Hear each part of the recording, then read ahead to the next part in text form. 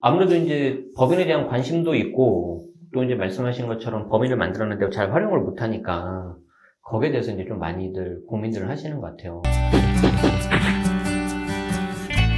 요새 법인만 세워놓고 아무것도 투자 못 하시는 분들이 초보자분들 이렇게 되시거든요. 한때 또 네. 법인이 또 이렇게 유행이었잖아요. 법인 세우는 게. 네, 그러다 네, 네. 보니까 법인을 세우는데 막상 투자하려고 하니까 환경이 안 좋아서 투자도 못하고 네네. 또 어쨌든 법인을 세워놓으면 기장비라던가 뭐 기본적으로 필요 비용이 들잖아요. 그래서 세금 먹는 하마랑 비용 먹는 하마가 되어버린 경우가 많은데 이런 분들에게 부동산 투자 법인을 위한 절세 꿀팁 좀 부탁드릴 수 있을까요? 아무래도 이제 법인에 대한 관심도 있고, 또 이제 말씀하신 것처럼 법인을 만들었는데 잘 활용을 못하니까, 거기에 대해서 이제 좀 많이들 고민들을 하시는 것 같아요. 그래서 제가 뭐 약간 다른 이야기인데, 이제 올해는 저 같은 경우에는 이제 오프라인 강의를 좀 많이 하고 있거든요. 근데 매번 똑같은 거 하면 질리잖아요. 저는 그런 거 되게 싫어해가지고, 1월 달에는 개정세법, 2월 달은 양도세, 3월은 법인 이렇게 해봤거든요. 근데 아시겠지만, 이게 요즘에 뭐 강의 많이 안 들으세요. 많이 안 듣는데, 그래도 법인 강의를 하니까 생각보다 사람들 생각보다 많이 오더라고요. 그러니까 이제 그걸 보고, 아, 뭔가 아직도 기회를 찾으려고 하고 있고, 아니면 반대로 좀 이게 힘드시니까 뭔가 방법이 있는지 왔구나. 그래서 사실은 제가 그 경우에 6시간 있기 때문에 다는 말씀 못 드리는데, 그 중에 하나를 말씀드리냐면, 지금 법인으로 새롭게 신규를 주택을 취득한다. 이거는 죄송하지만 좀 자살행위예요. 자살행위. 지금은. 그럼 이제 황당하죠. 나 그럼 법인 만들었는데 어떻게 할 거냐. 그럼 이제 법인 만들었는데 내가 이제 기존에 있었던 주택이 있는 사람과 없는 사람 또 나뉘어요. 그래서 기존에 주택이 있으신 분들은 이제 계산 잘 해보셔야 돼요. 내가 이제 종부세를 내면서 가지고 있어서 그냥 좀 나중에 팔 거냐. 아니면 종부세가 너무 많이 나오니까 그냥 차라리 내가 던질 거냐.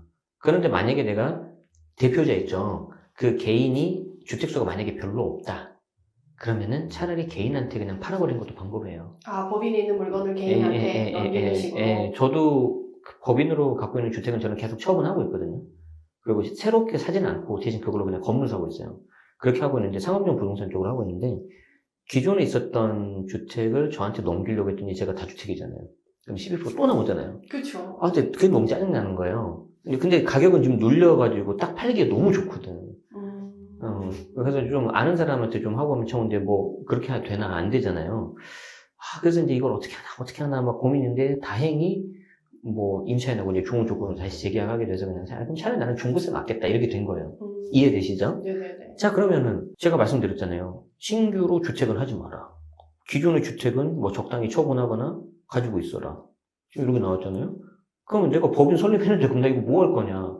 그래서 여러분들이 법인을 좀 할 때 이 부동산 기본적인 일반적인 갭 투자 있잖아요. 그걸 말고 다른 걸 생각을 해야 돼요. 자 일단 그 시나리오를 잘 봐야 돼요. 내가 주택을 하고 싶다. 그러신 분들은 갭 투자하지 마시고 매매업을 하세요. 매매요? 매매업을 하세요. 매매 사업자? 네. 아니 왜 나는 이해가 안 되는 게 내가 아까도 말씀드렸잖아요. 내가 갭 투자 3억짜리 5억짜리 하면은 계속 그것만 하면 실력이 안 는다니까요. 그리고 개인으로 했었던 갭 투자를 왜 법인으로 또 하려면 난 이해를 못 하겠어. 무슨 말이냐면 개인으로 내가 갭 투자를 해봤잖아요. 그럼 차라리 그걸 가지고 응용해가지고 법인으로는 매매업을 하는 거예요. 자, 예를 들어서 지금 장이 안 좋아서 그렇지 예를 들어서 뭐 A라는 지역이 그래도 조금 수익이 난다고 가정해봅시다. 취득을 해요. 그리고 잔금 쳐요. 근데 이제 잔금 치고 나서 어떤 유혹을 받지? 전세를 받고 주고 싶잖아요. 그래야 투자금이 들어오니까. 내가 봤을 땐 그러지 말라는 거예요. 그렇게 해서 내가 3년, 4년 묶이면 종부세만 나가고 임차인한테 스트레스 받고 전세자금 제출했는데 안 나올 수 있잖아요. 법인 같은 경우에. 그러지 마시고 공실 상태로 잔금을 쳐요. 그리고 거기에 대해서 인테리어를 예쁘게 해요. 경비처리 다 되잖아요. 그렇죠. 법인이니까. 자, 그렇게 한 다음에 그걸 그냥 적당히 한 1,000 정도 남기고 파세요. 그냥 소위 천떼기 하라는 거예요. 아, 천떼기. 그걸 1년에 10채만 하세요.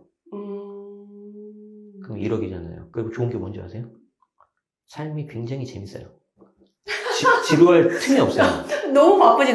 지루할 틈이 없어. 그치. 근데 실제 그렇게 하셔가지고 어떻게 하는 분이 있냐면 인테리어가 여기서 핵심이거든요. 근데 인테리어를 좀 가성비 있게 하면서 이게 사람 좀 홀리게끔 해야 되잖아요. 좋은 의미에서. 그러면 이제 실거주자한테 팔거나 투자자한테 팔 수가 있잖아요. 근데 거기에 인테리어를 굉장히 잘 하시는 분이 한 분 계셨어요. 그래서 그분이 어떻게 했냐면 경매로 낙찰을 받아요. 가지고 그거를 공실로 두고 자기가 아는 사람들 해가지고 인테리어 팀이 있을 거잖아요. 그걸 해가지고 아예 모델하우스를 만들어요. 아, 모델하우스를? 그리고 사람들이 와서 구경해요. 음. 그리고 저도 이렇게 똑같이 해주세요. 똑같이 해주세요. 이렇게 한 거예요. 그래서 이 사람의 업은 이제 인테리어 업이 된 거야. 확장 취지인 거네, 영역을. 근데 되게 잘하셔가지고 한 달에 한 건밖에 안 해요. 한 팀밖에 안 받아요. 아, 인테리어를? 네.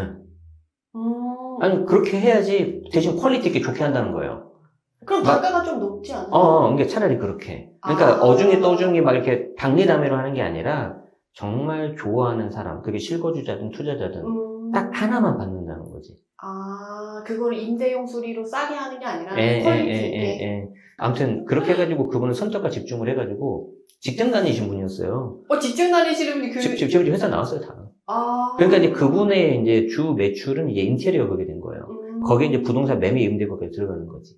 그러니까 제가 무슨 말씀을 하는지 알겠어요? 인테리어를 하라는 게 아니라 새로운 아이템을 만들어야 된다는 거예요. 법인에 대해서는. 법인의 원래 용도는 사업을 하기 위한 거예요. 아, 그러네요. 근데 왜 그거를 명의분산, 양도세 중과 회피, 왜 그런 걸로만 생각을 하냐는 거죠. 너무 답답해. 무슨 말이냐면 이 100만 원이 넘는 고가의 핸드폰을 샀는데 자기는 카톡만 하겠다는 거죠. 할 수 있는 게 엄청 많은데. 그래서 아예 사업 아이템을 만들어야 되는데, 자, 첫 번째 주택은 차라리 매매가 나올 수 있다. 그게 스트레스 안 받아요. 근데 지금 장이 안 좋잖아요. 그렇죠. 그래서 지금 좀 힘든 거예요. 아니면은 주택 말고 다른 걸 하세요. 그럼 토지나 상가가 있잖아요. 근데 토지는 제가 안 해봐서 말씀 못 드리겠어요. 그럼 차라리 상가, 업무용 부동산이 나올 수도 있겠죠. 근데 이제 예를 들어서 여러분들이 최근에 1, 2년 전에 많이 했던 게 지익산업센터잖아요. 아파트형 공장. 근데 그거는 저도 있거든요. 저도 있는데 저 같은 경우는 좀 일찍 했어요. 한 3년 전에 사놨기 때문에. 그럼 좀 괜찮겠네요. 근데 이제 그 뒤에 좀 과열되는 게 좀 보이더라고요. 그런데 좀 오해는 하지 마세요. 과열되는 게 보였는데 제 수강생들이 막 물어보는 거예요. 지역을 여기 괜찮냐 하는데 난 안 했으면 좋겠는데 왜 하지 저기를 막 수도권 다 외곽에 있는 거. 저는 거기 좀 아니다 싶었거든. 나중에 어떻게 하려고. 근데 거기에 이제 금리 인상까지 터져버린 거지. 그래서 그런 데는 진짜 무조건 서울 딱 중심지. 문정, 성수, 영등포 이런 데만 하셔야 되고 거기까지 얘기하면 끝이 없으니까. 아무튼 그리고 지금 금리 높으니까 여러분들이 못 사시잖아요. 그쵸. 건물 같은 것도. 근데 진짜 돈 있는 분들은 사버려요. 왜냐하면 금리가 높다는 말은 말 그대로 그 건물값이 오히려 낮다는 거거든. 그렇지. 그럼 싸게 사라며. 투자의 기본이 싸게 사서 비싸게 팔으라며. 근데 왜 안 사? 아니, 그러니까 제가. 그러니까 지금 사요. 지금을 사버리고 이 사람들은 이자 내고 버텨버려요. 왜냐면 이자를 내고 한 달에 예를 들어서 마이너스 1000이다. 예를 들어서 한 몇 억을 내가 싸게 샀다. 그럼 그냥 가져가는 거예요. 자, 그러다 나중에 어떻게 되는 줄 알아요? 나중에 금리가 이제 내려가겠죠. 1, 2년 지나면. 그리고 얘가 매가가 나중에 오를 수 있죠. 그럼 그 매가 오른 거에서 파는 경우도 있는데 그 매가 오른 가격에서 다시 대출받아요. 다시 대출받아서 기존에 있던 거 상환시켜버리고 다시 떨어뜨려버려요. 그러면은 매달 나가는 이자가 아까 1000만 원이라고 그랬잖아요. 근데 대출 금액이 올라가는데 나가는 이자는 1000만 원 만들어 놓고 그 해당 법인의 돈이 더 몇 억 쌓이게 할 수 있어요. 대출 많이 받으면, 일으키면. 그러면 여러분들이 이제 궁금하죠. 그럼 내가 마이너스 1000만 원씩 나가는데 어떻게 버티냐. 그래서 일으킬 수 있는 매출이 있어야 된다니까요. 그걸 막아줄 만한. 당연하죠. 그래서 다시 똑같은 말씀드리지만 그 법인이 할 수 있는 사업 아이템 하다못해 스마트 스토어라도 해야 돼요. 근데 스마트 스토어 무슨 저 같은 경우는 이제 강의나 컨텐츠가 있으니까 괜찮은데 다 하실 수는 없잖아요. 근데 여러분들이 부동산을 해보셨으니까 차라리 매매업으로 하셔라. 아까 같은 1억 2억짜리도 괜찮고 개인으로 사면 2년 버텨야 되잖아요. 언제 그거를. 법인으로는 오늘 사서 내일 팔아도 되는데 단 지금은 그게 안 된다는 거죠. 그리고 거래 너무 안 돼서. 그러니까 지금 그냥 공부하기 딱 좋고 현금 계속 모으셔야 되고요. 그리고 이제 그런 매매업 같은 경우에는 짧게는 3개월, 한 6개월 정도, 아니면 6개월 정도 걸리더라고요. 그래서 이제 그런 거 잘 투자하신 분들은 기막히게 타이밍 찾아가지고 딱 6개월 정도 전에 먼저 들어가서 잡아요. 그리고 투자자한테 다 팔아요. 그리고 요새 또 그런 그게 상황이 거래돼서 지금 그런 단기간에 상황이 또 막 오르는 단지들 네, 상태로 그런 게 그런 움직임이 좀 보이더라고요. 그래서 법인에 한 10억 정도 있으면 재밌는 거 많이 할 수 있어요. 근데 대부분 사람이 법인에 10억이 없다는 거죠. 그게 없다는. 근데 이제 처음에는 보통 가수금 이제 대표가 주고 시작을 하잖아요. 1억, 2억 이렇게 시작을 하잖아요. 그러니까 그걸 언제 굴릴 거예요, 10억으로. 갭 투자하면 안 된다니까. 빨리 굴려야 돼요. 빨리 굴려야 돼. 빨리 굴리면서 빨리 3억 만들고 4억 만들고 그리고 제발 빼오지 마세요. 아, 근데 그걸 빼는 그걸 왜 것만 빼와? 막 이렇게 하는 사람도 많더라고요. 아니, 그러니까 그거를 목적이 있는 경우에는 잘 빼와야 되는데, 내가 만약에 내가 10억을 만들어도 이걸로 더 큰 거 하고 싶다. 나중에 건물 사고 싶다. 그러신 분들은 빼오면 안 되죠. 대신 이제 뭐, 직장가입자 유지라든지 뭐 그런 거, 기본적인 경비처를 위해서 인건비 한 100만 원, 200만 원 정도만 하시고, 그거를 돈이 없다고 해서 또 인건비를 책정 안 하시고, 나중에 팔면은 한꺼번에 하는 사람들인데 되게 답답해. 미리 인건비를 잡아놓으면 되거든. 매월. 미리 인건비를 잡아놓고 나중에 받는 거예요? 나중에 가져오면 되죠. 그럼 경비는 계속 들어가죠. 비용 처리는 되죠. 그러니까 여러분들이 좀 어려운 말로 내가 인건비를 잡잖아요. 그럼 장부에 기록이 되잖아요. 그걸 발생주의라고 해요. 그런데 내가 돈 들어오는 건 나중에 2년 후에 들어오잖아요. 네네. 그럼 돈 들어오면 내가 빼잖아요. 그 현금주의라고 해요. 두 개가 달라요. 근데 음. 그거를 계속 하나로만 생각하니까 안 되는 거지. 근데 이거는 회계원리부터 해야 돼. 이거 하려면. 아, 그러게요. 그러니까 이제 그 법인에 대해서는 진짜 공부를 많이 하셔야 되고, 예를 들어서 제가 이거 세법 개론 책이 이게 만약에 세법 개론 책이다. 이게 2000페이지다. 그럼 네. 법인세만 1000페이지예요. 아, 그리고 나머지 1000페이지에서 한 800페이지가 소득세예요. 그 소득세 800페이지에서 한 100페이지 정도만 양도세예요. 여러분들은 그 100페이지 양도세하고 2000페이지짜리 법인으로 덤비는 거야, 지금. 내가 약간 좀 흥분했는데, 왜 그러냐면, 너무 공부도 안 하고 아무것도 안 한 상태에서 막 너무 막 덤비니까 내가 불안해서 그런 거예요. 아니, 근데 네. 그렇게 얘기를 해주시니까 네. 저도 법인을 운영하고 있는 사람도 네. 너무 반성이 되네요. 아, 공부하셔야 돼요. 그리고 공부하면 할수록 할 수 있는 게 너무 많고, 이제 좀 더 영역을 넓히면 정책자금 지원받는 거라든지, 운영자금 대출받는 거라든지, 그런 식으로 하면. 법인이 무궁무진하다는 거죠. 법인 때문에 고민하시는 분들한테는 네. 너무 그 부동산 갭 투자에만 너무 뭐 열중하지 말고 영역을 좀 넓히시는 게 좋을 것 같습니다. 영역도 넓히고 매매 쪽도 생각하고 아이템을 좀 개발해보자 이런 식으로 조금 생각을 해보면 우선 좋을 것 같습니다. 그래서 네. 그 외에 더 궁금하신 분들은 공부를 더 많이 하는 걸로 네네. 생각을 하시면 좋을 것 같고 그러면 마지막 질문으로 23년에 바뀌는 세법이 진짜 많잖아요. 근데 이걸 다 챙기려고 하면 너무 사람들이 너무 힘드니까 그러면 네네. 몇 가지만 꼭 찝어주신다고 하면 어떤 걸 찝어주실 수 있을까요? 일단은, 최근에 2월 28일 날 이제 시행령이 개정이 돼서, 취득세 일시적의 주택, 뭐, 양도세 일시적의 주택, 우리가 말하는 일시적의 주택은 전부 다 처분기한이 3년으로 바뀌어버렸어요. 그래서 내가 2주택인데, 두 번째 주택을 조정해서 취득을 해가지고 취득세를 혹시 8%를 냈다. 그런데 이번에 기한이 늘어났으니까 혹시라도 지금이라도 종전주택 팔면 돌려받을 수 있는 거죠. 내가 10억짜리를 예를 들어서 뭐 서울의 조정대상 지역을 샀다고 해보자고요. 1번이 뭐 경기도고. 근데 그거를 뭐 2년 안에 처분했어야 되는데 처분을 못한 거예요. 그럼 서울 2번 주택을 8% 냈겠죠. 10억이면 8천이잖아요. 그죠? 그쵸. 9억 넘었으니까. 근데 내가 가만히 해보니까 이번에 연장이 되니까 종전했었던 경기도를 팔아도 되는 거예요. 예를 들어서 팔아버려요. 팔아버리면은 10억짜리가 8%가 아니라 3% 나오겠죠? 9억 넘은 거니까. 그러면 8에서 3, 5%잖아요. 5천만 원이네. 5천만 원을 돌려받을 수 있는 돌아갈 수 거예요? 있잖아요. 그래서 내가 갖고 있는 종전주택이, 얘 할 만큼 했다. 더 이상 안 오를 것 같아. 그럼 팔아야지. 근데 요새 안 팔려서.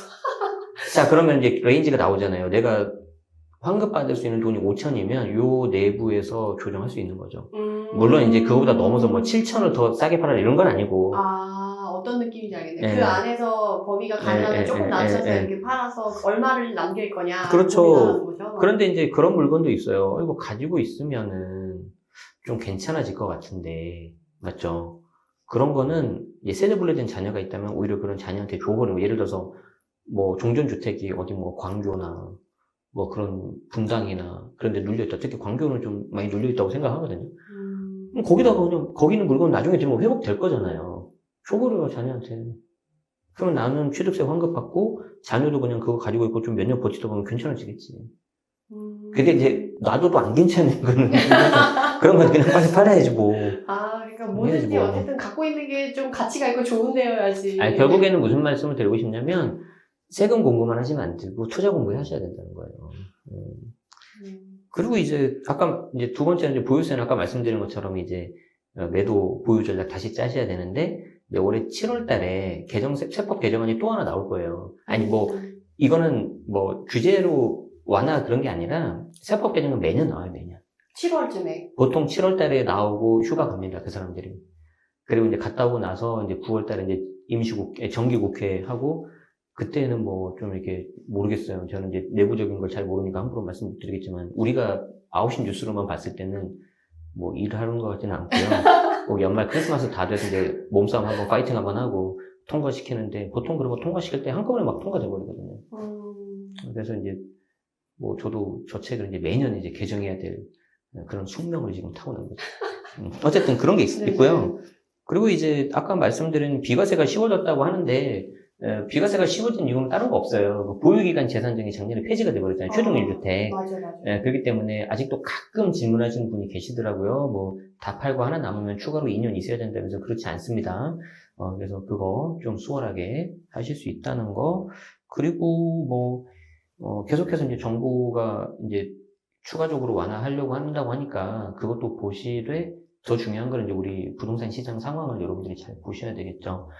그래서 택수에 따라서 포지션이 다 달라지실 것 같아요. 그래서 그거 잘 보시면 되고. 너무 깔끔하게 정리를 잘 해주셔가지고 오늘 개인 가입하는 듯한 그런 느낌에서 너무 좋은 시간이 아니었나 싶어요. 근데 마지막으로 이렇게 끝나기 조금 너무 아쉬워졌는데 네. 우리 이거 책 하시면서 혹시 재밌는 네. 에피소드 하나 있으시면 좀 들려주실 수 있으실까요?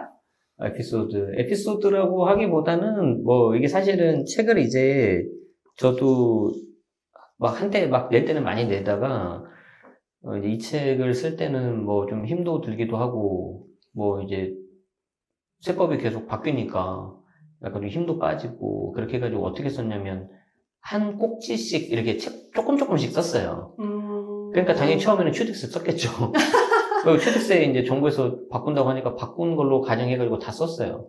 근데 나중에 이제 막 스피치 올려가지고 막 이제 마지막에 최고 작업 들어가잖아요. 네. 써보셨으니까 아시잖아요.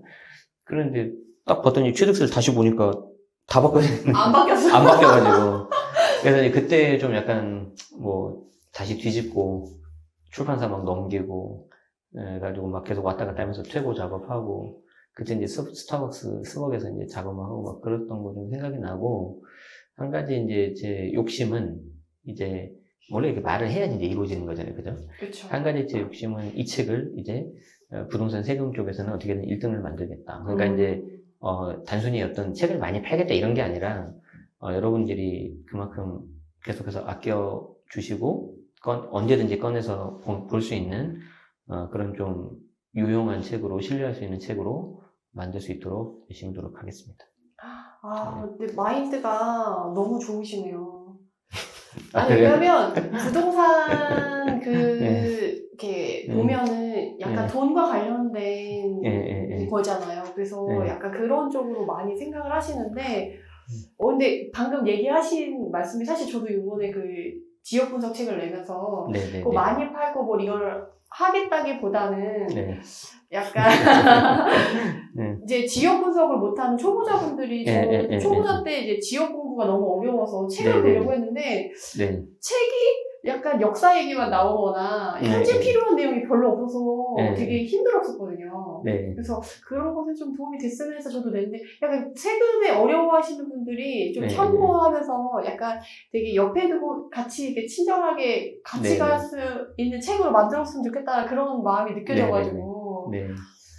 감사합니다. 네네. 어쨌든 이렇게 좋은 답변을 네. 주셨는데 긴 시간 너무 감사했고 그러면 이 시간 이만 마치도록 하겠습니다. 감사합니다. 안녕. 그럼 영상을 이만 마치도록 하고요. 해당 영상이 도움이 되셨다면 구독, 좋아요로 응원 부탁드립니다. 감사합니다.